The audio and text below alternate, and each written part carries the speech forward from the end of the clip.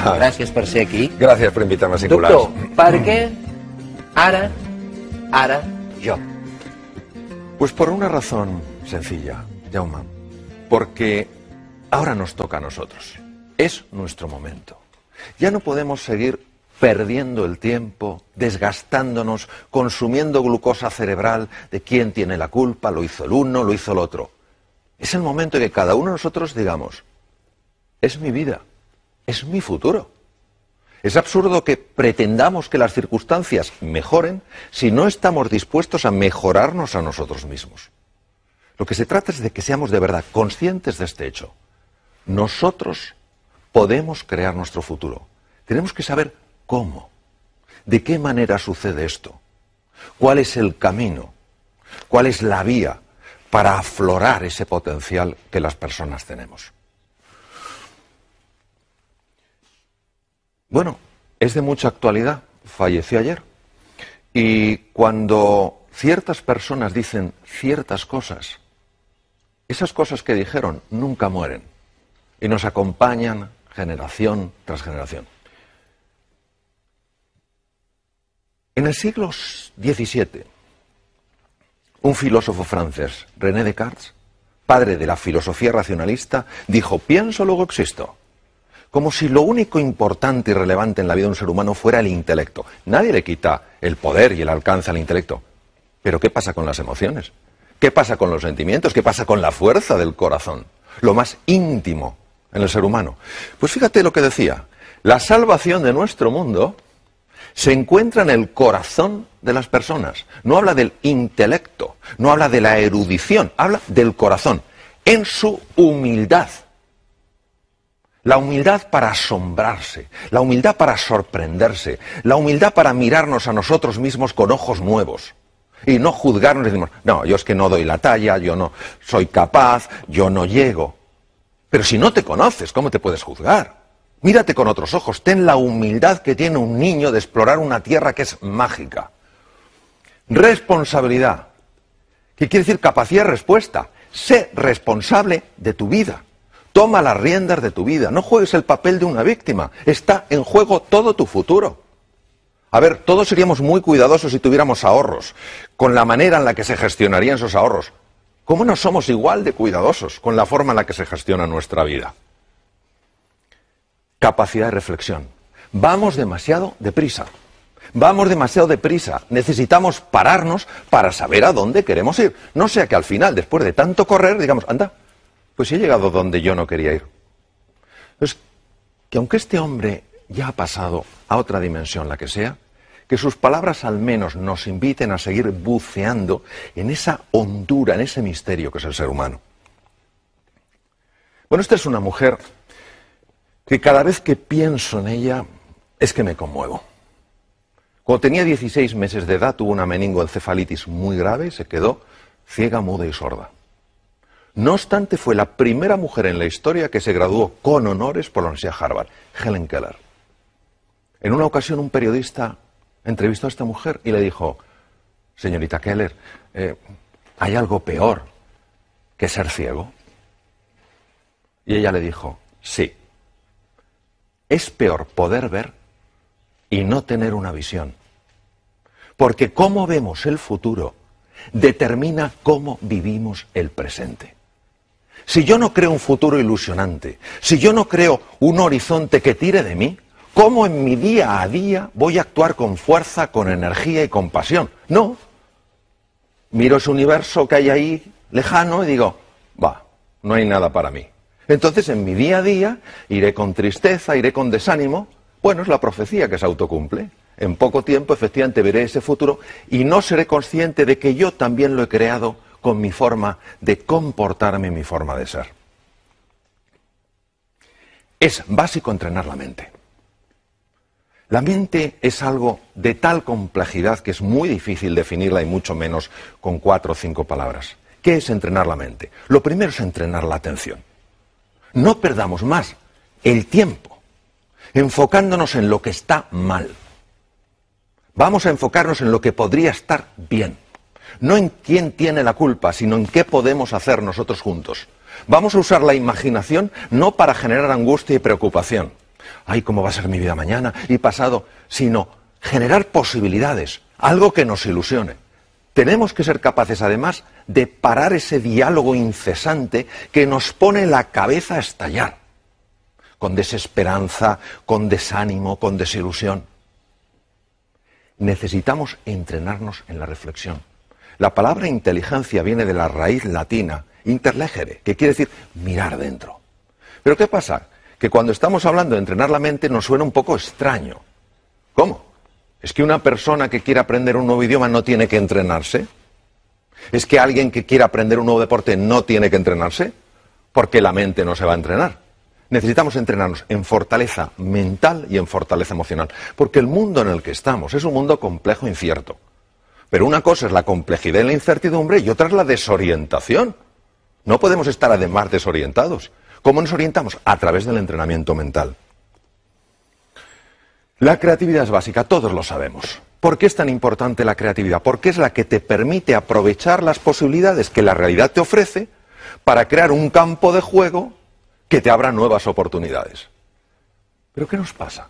Nos pasa que cuando pensamos en la creatividad pensamos que para ser creativo hay que haber pasado por la universidad, hay que tener 27 másters, etc. Eso no es verdad.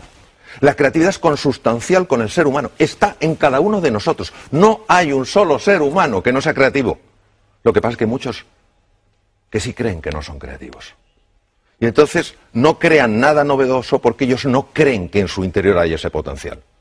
La clave para la creatividad es la pasión. Tenemos que encontrar esa palanca emocional, ese motivo, esa ilusión que nos levante por la mañana con hambre de hacer algo nuevo, de encontrar la relación entre cosas que aparentemente no están relacionadas. Por eso el estado de ánimo es clave, que creamos en nosotros y nuestro potencial. Hay que buscar los recursos emocionales. A ver, si somos honestos con nosotros mismos y empezamos a pensar con calado y con hondura, ¿por qué no hemos conseguido ciertas cosas en la vida? Nos daremos cuenta que la mayor parte de las veces no ha sido por falta de conocimientos o falta de erudición, sino porque nos ha faltado pasión, o nos ha faltado compromiso, o nos ha faltado determinación, o nos ha faltado autoconfianza. ¿Qué es buscar esos recursos emocionales? Es en ese abanico de colores irte a tu pasado y decir, vamos a ver, ¿cuándo en mi vida he tenido realmente coraje? Y seguro que encuentras un momento en tu vida en el que hayas sido valiente y audaz. Tienes que traerlo ahora, tienes que recordar quién eres, porque se nos olvida la grandeza que hay en nuestro interior. Inventar el futuro. La forma en la que creamos nuevas realidades es absurda. Consultamos al pasado y le decimos, pasado, yo he podido hacer esto, y el pasado dice, no, pues entonces no podré. ¿Pero qué es eso? ¿Pero qué es eso? ¿Cómo va el pasado a determinar nuestro futuro?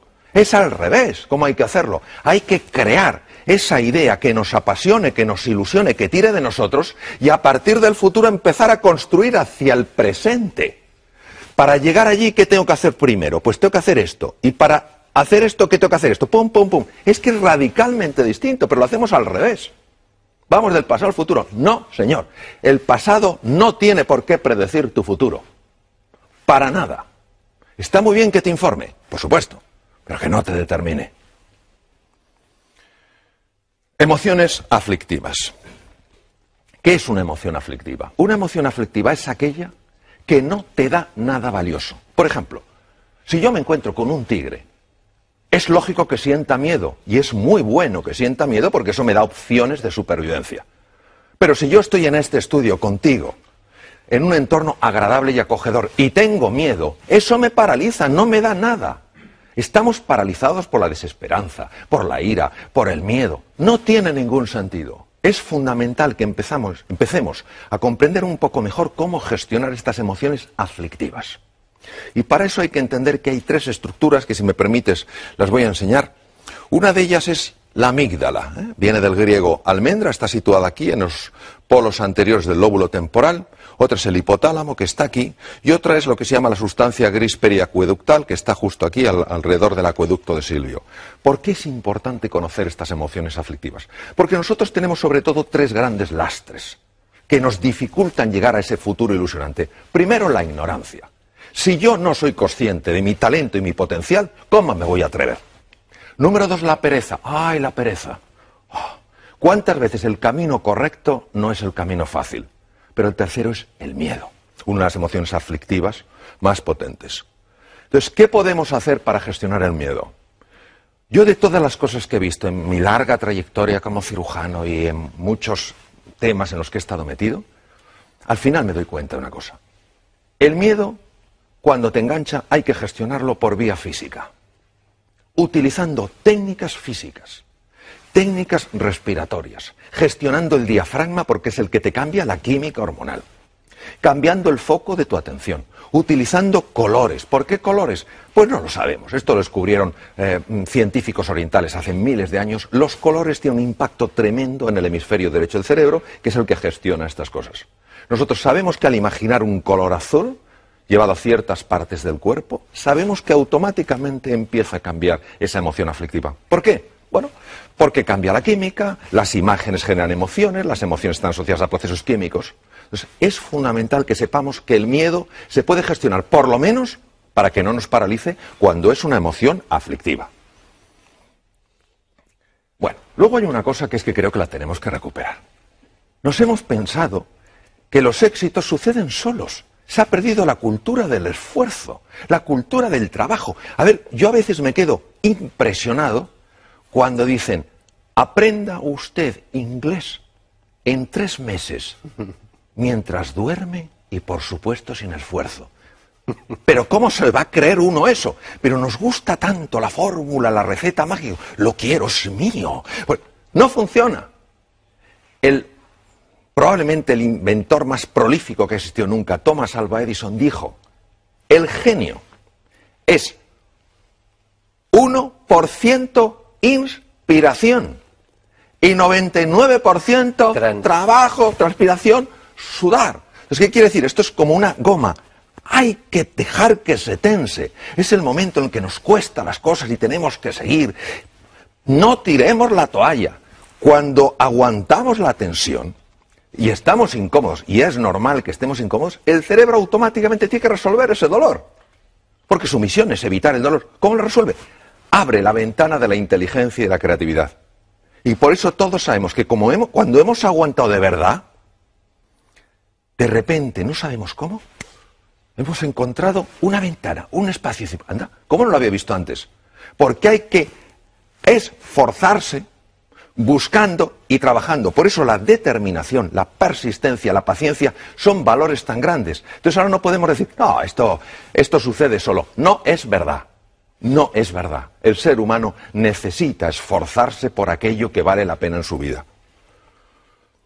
¿La V de qué? De valores. A ver, creo, desde mi pequeña perspectiva, que necesitamos urgentemente recuperar los valores.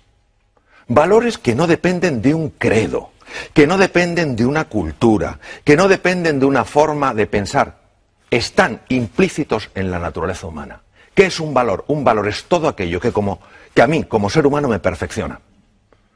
Si la generosidad me perfecciona, eso es un valor. Si el coraje, la audacia me perfecciona, eso es un valor. Los valores son los que nos dan guía, referencia. En un mundo marcado por la complejidad y la incertidumbre, ya lo comenté antes, ¿qué es lo que nos da la orientación? ¿Cuál va a ser nuestro faro? Esos valores.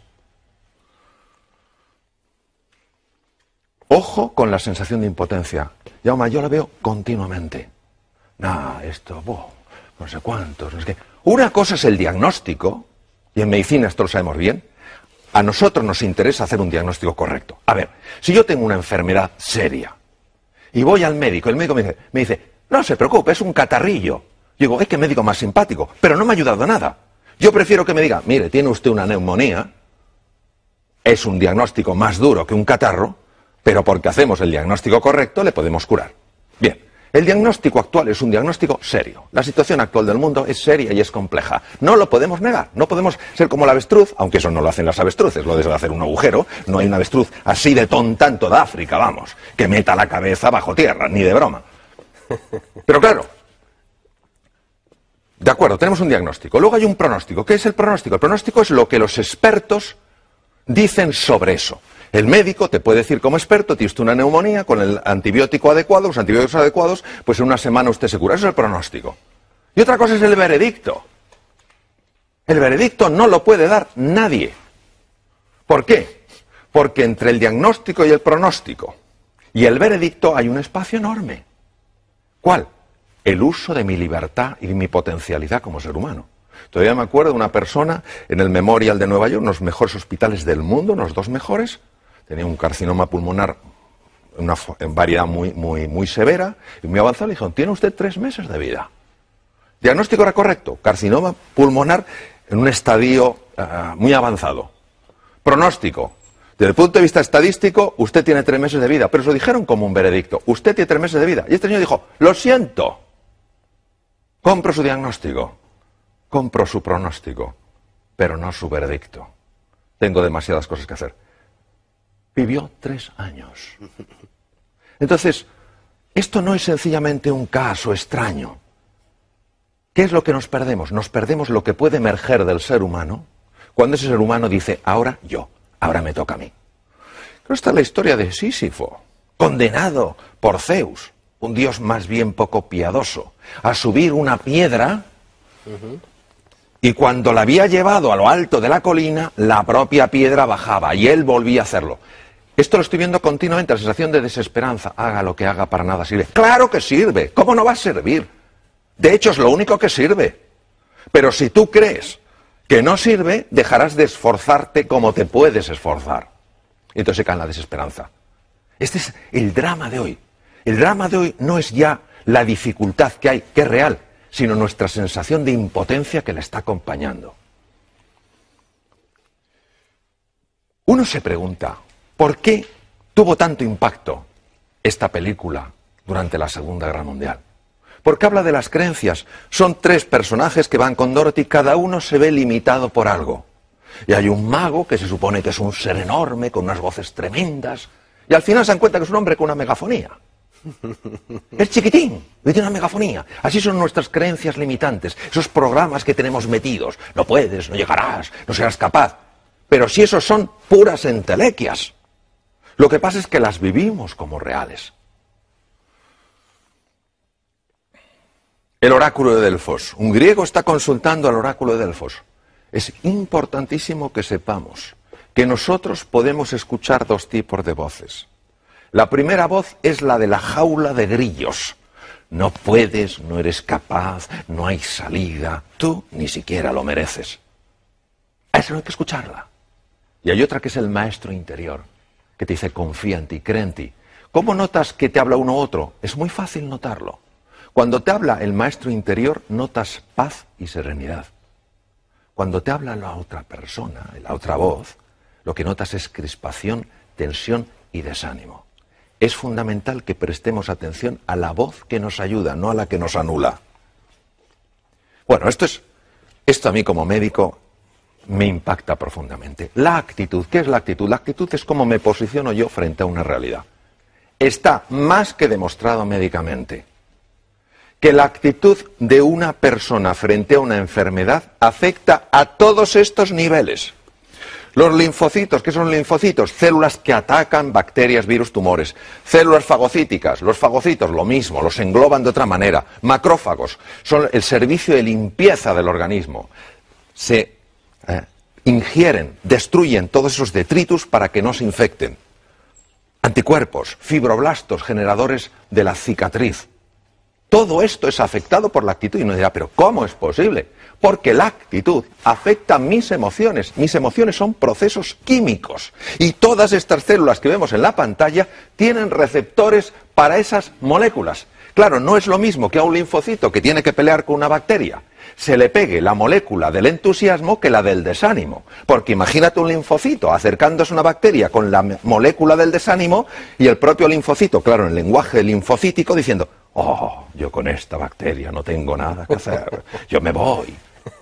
Pero es que es así, es decir, lo digo en un plan un poco desenfadado, pero es que es así. Es que se ha demostrado que estas células reaccionan de manera radicalmente diferente según las moléculas de la emoción que se ajusten. Nelson Mandela, se puede aprender tanto de este hombre, que podía haber odiado tanto a sus carceleros. tanto, tenía tantas razones. Y lo único que le importó es la reconciliación. Y él decía que la última libertad, la que nunca te quitarán, es tu libertad interior, tu libertad creativa. Claro que la libertad para moverte, esa te la pueden quitar. De hecho, él estuvo encarcelado 27 años en Robben Island. Pero tu libertad interior, ¿cómo quieres tú posicionarte frente a algo? Él eligió posicionarse no desde el odio, sino desde la voluntad de la reconciliación. Porque él sabía que no era el único prisionero, sabía que sus propios carceleros eran prisioneros de su propio odio. Vaya mensaje. Hombre o máquina, no podemos estar esclavizados por programas mentales. Por programas mentales que nos alteran. No somos criaturas que solo reaccionemos, que nos pinchan y quitamos el brazo, que nos queman y quitamos el otro brazo. Hemos de recuperar nuestra libertad interior y decir, de acuerdo, esta situación es dura, esta situación es compleja, no me gusta. Yo, si hubiera podido, no la hubiera elegido, pero me ha tocado. ¿Qué puedo hacer para relacionarme con esa situación con mucha más potencia y mucha más energía? Entonces, en ese momento, cuando yo utilizo mi libertad interior, mi libertad creativa, ¿qué es lo que me hace verdaderamente humano? Salgo de la dimensión de máquina. Ya no reacciono, ya no soy alguien que dependa exclusivamente de las circunstancias. Soy influido por las circunstancias, pero no soy determinado por ellas. Bueno, esto de llegar a las reuniones. A ver, ¿cuántos problemas tenemos hoy? Muchos. Pero si la energía para resolver problemas, esa es una energía que nos debilita. Lo que hay que decir es, señores, ¿qué desafíos tenemos hoy sobre la mesa? Se ha visto, cambiando palabras, problemas por desafíos, cómo la sangre cambia, porque cambian las hormonas, cambian las moléculas de las emociones. Entonces, vamos a dejar de hablar tanto de lo que está mal y vamos a hablar un poquito más de qué está pidiendo de nosotros la vida. Pues la vida lo que está pidiendo es que demos la talla que por naturaleza tenemos. Voy a terminar con 3 animales. Los 3 para mí tienen un mensaje. Adoro la naturaleza. Adoro la naturaleza. El águila tiene visión. Visión de alcance. No nos podemos quedar con la superficie, hay que ir más allá. No podemos tener una visión superficial, tenemos que ir con más profundidad. No podemos tener una visión estrecha, tenemos que ver una visión más ancha. Es un mundo ya todo conectado. La ley de sistemas está presente. Claro, esto llama a ese entrenamiento de la mirada, a mirar las cosas de una manera desacostumbrada. Segundo, el león. ¿Por qué el león duerme 2/3 partes del día? Uno dirá, porque tiene mucho sueño. No digo que no, pero porque confía en él, porque confía en la vida, porque confía en los demás. Es la confianza. Y el tercero es el actuar estratégicamente. A ver, todo esto, si solo se queda en un revulsivo emocional, en algo que me ilusiona, en algo que me entusiasma, pero no cojo yo y digo, y ahora me toca a mí dar el primer paso, no sirve para nada. Entonces, la actuación estratégica, es decir, bueno, quiero llegar aquí, ¿qué 4, 5, 6 cosas puedo poner en marcha simultáneamente para encaminarme? Si realmente nosotros creemos que podemos, vamos a subir muchísimo las posibilidades de poder. En la vida, Jaume, tú lo sabes igual que yo, solo tenemos una seguridad. En un momento determinado nos vamos a otra dimensión. Ahora, nosotros podemos jugar con más posibilidades. De eso se trata. Creyendo más en nosotros, en todos nosotros, y poniéndonos en marcha como aquellos que creen, desde luego es así como inventamos nuestro futuro.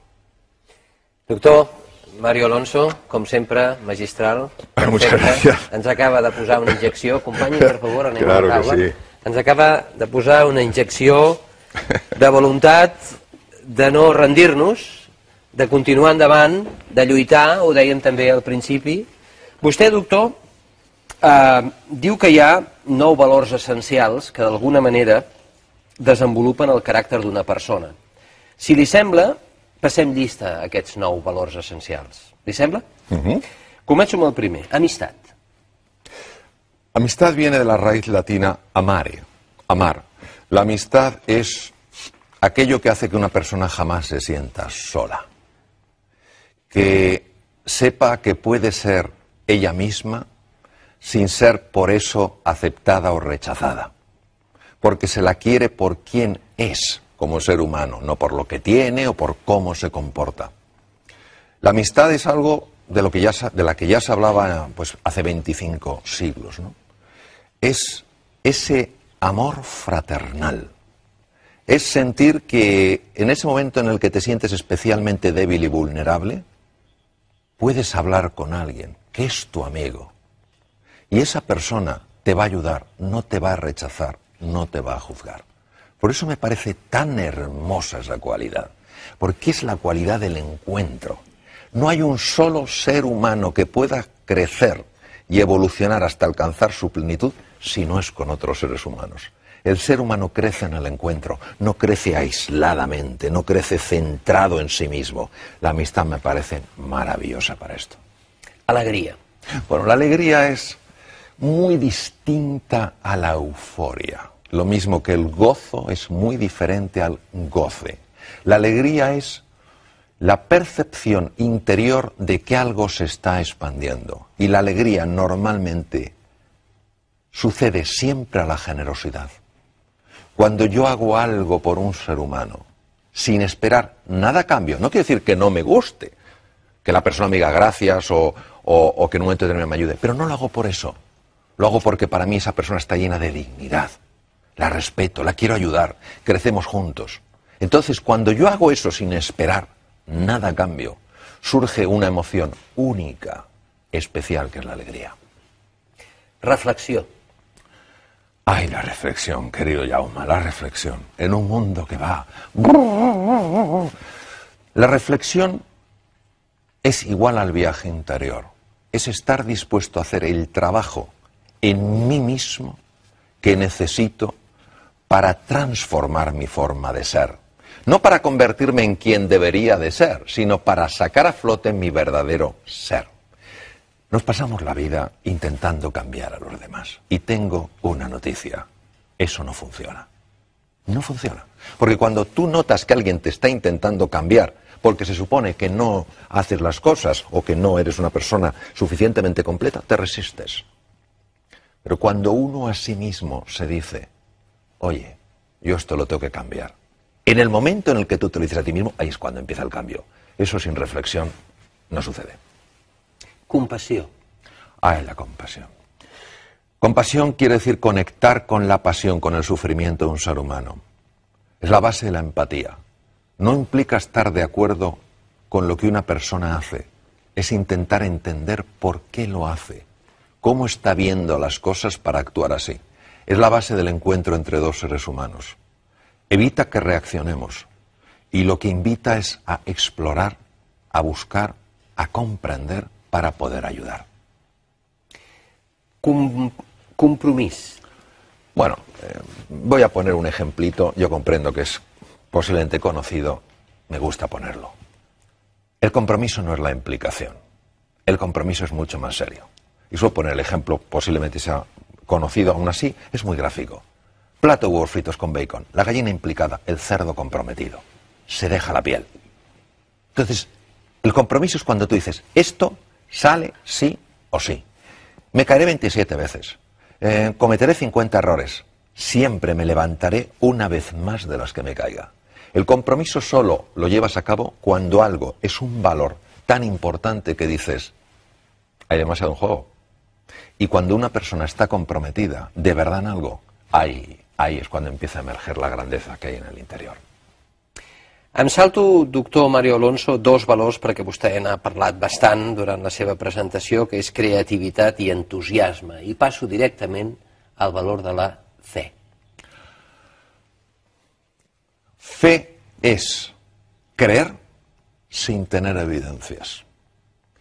Creo firmemente que la fe mueve montañas y que las montañas a veces más grandes no son las que vemos ahí fuera, sino las que tenemos dentro. Montañas que son falta de reconocimiento a nuestras propias capacidades, a nuestros propios recursos, a nuestra propia imaginación, a nuestra propia creatividad. Claro, la fe solo sucede si tú te pones en marcha apostando de verdad por ti. Entonces, yo necesito las evidencias antes, entonces eso no es fe.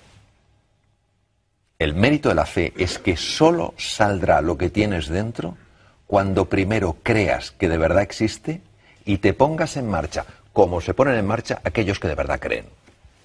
Humilitat. La humildad no es una virtud muy glamurosa. Para mí es la clave.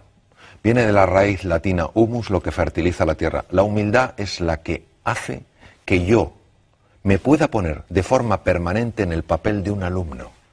Y por más que pueda saber, siempre esté abierto a aprender de cualquier ser humano.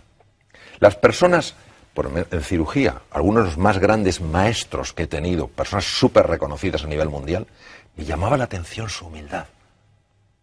Preguntaban, ¿qué harías aquí? ¿Por qué? Porque es que es lo único que te ayuda a integrar el saber colectivo para dirigir ese saber colectivo hacia un fin que merece la pena. Fíjate, en el siglo XIII después de Cristo, uno de los más grandes filósofos que han existido nunca, Santo Tomás de Aquino, dijo lo siguiente: todos los pecados del hombre, y la palabra pecado viene del arameo, y quiere decir error, solo quiere decir eso. Es decir, todos los errores del ser humano proceden de un único origen, la soberbia. Mario Alonso, en el seu llibre hi ha moltes frases. Mario Alonso Puig. Mario Alonso Puig. En el seu llibre hi ha moltes frases, doctor, i jo n'he destacada una, perquè em sembla extraordinària i li demano que l'expliqui una mica més. Trobar una sortida és molt diferent de trobar una solució. Cuando una persona sale de su zona de confort, se atreve a explorar, porque empieza a creer más en sí misma, porque quiere descubrir nuevas posibilidades, pasa de esa zona de confort a lo que se llama la zona del coraje, porque ahí lo que te aguanta es el coraje, la fe y la determinación. Claro, ahí uno se siente perdido.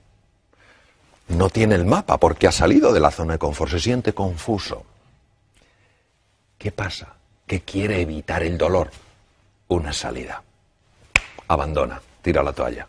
Pero si aguanta, si tiene firmeza, si tiene entusiasmo, si cree de verdad en sus posibilidades, mantiene la tensión de esa goma que veíamos, y el cerebro no tiene más remedio para evitar el dolor que buscarle una solución. ¿Cómo lo hace? Abriendo dos ventanas, la de la inteligencia y la de la creatividad.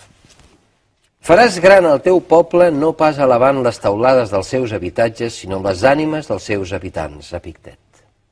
Epicteto fue un esclavo romano de la escuela estoica y era muy interesante lo que dijo, porque a veces ponemos todo el peso en la ciencia, la tecnología, el avance. ¿Y qué pasa con el trabajo interior? ¿Qué pasa con el desarrollo del ser humano? ¿Qué pasa con su crecimiento? Si no van de la mano, si solo hay ciencia y tecnología y no hay crecimiento humano, al final lamentablemente usaremos esa tecnología con un deseo de dominar a otras personas. Solo engrandeceremos a los pueblos si van de la mano. La ciencia y la tecnología, por supuesto que sí. El crecimiento del ser humano también. Gràcies, doctor.